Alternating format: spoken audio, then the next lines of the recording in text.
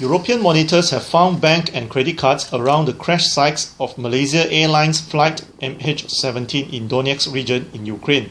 The spokesman of the Organization for the Security and Cooperation in Europe, or OSCE, says for the first time they discovered ID and bank cards at the sites, which they have frequented over the past week. He also says body fragments could still be seen in the debris field and they need to be collected.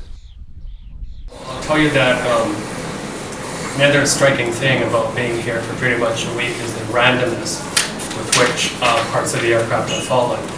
You know, in this very same field, you see one economy class seat here, you see maybe a business class seat here, and then there's nothing.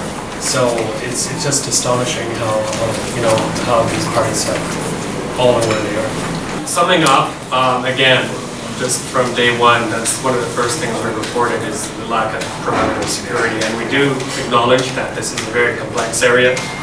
Not only is it in a conflict zone, but also you have all kinds of different topography. You have wooded areas, you have many lakes we saw today. You have tall stalks of corn and sunflowers. You have wheat fields.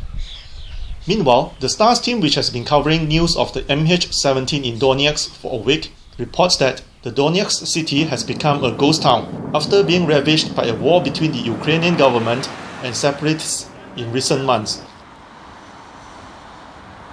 Conflict in the area, in the Donbas region, has led to many people leaving the region, some over to Ukraine and others towards the Russian border.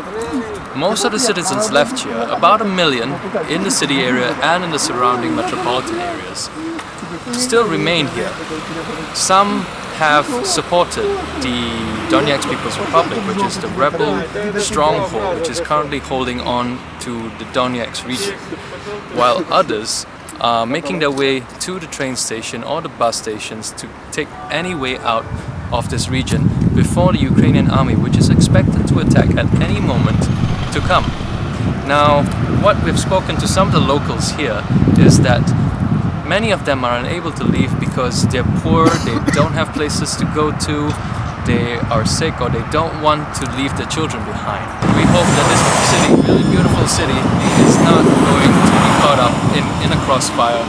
And many people here are worried about what might happen to them should the Ukrainian army come in with one of their many offensives. Now, we have heard on a near daily basis shelling in the far distance, small arms gunfire in other areas, and the occasional Grad rocket battery fire.